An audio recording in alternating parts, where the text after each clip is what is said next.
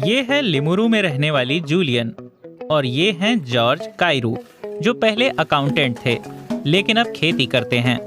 वैसे तो उन्होंने अपना बचपन ग्रामीण लिमुरु में बिताया है, लेकिन खेती करना उनके लिए आसान नहीं था। उनकी 2 गायें शुरुआत में ज्यादा दूध नहीं देती थीं, लेकिन TV show Shamba shape up में आने से सब बदल गया। Welcome to Shamba shape up.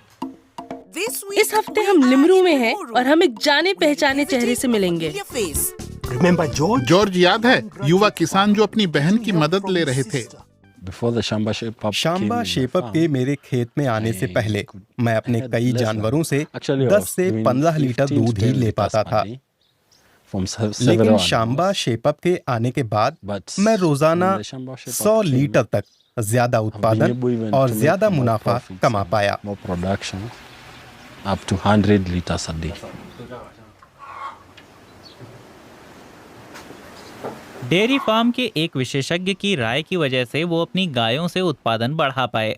अब उनके पास 8 गायें हैं। जॉर्ज कायरू मक्का और चाय भी उगाते हैं। इन दोनों फसलों में बहुत पानी लगता है और ये महंगी हैं। टीवी शो इसमें भी किसानों की मदद करता है। इसने कई कंपनियों के साथ साझेदारी की है। ये कंपनियां किसानों को पशुओं के चारे, खाद और उपकरण जैसे सामान मुहैया कराती हैं। बदले में इनके उत्पाद शो में दिखाए जाते हैं। उन्होंने पानी का पंप और सोलर पैनल लगवाकर मेरी मदद की।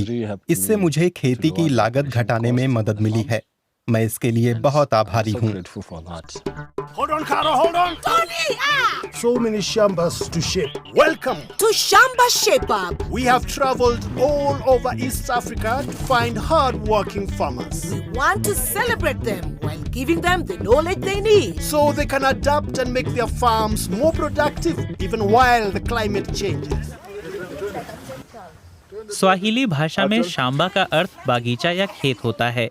इस शो का मकसद मनोरंजन के साथ शिक्षित करना है। इससे किसानों को सुझाव मिलते हैं।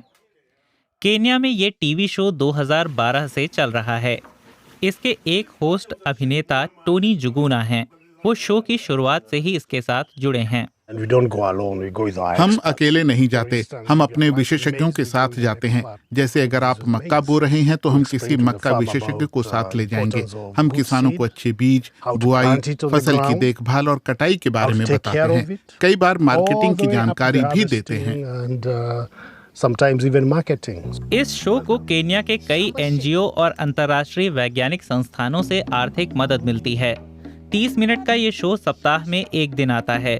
ये हमेशा अलग अलग खेतों में फिल्माया जाता है और कुछ खास समस्याओं और उनके समाधानों के बारे में बात की जाती है।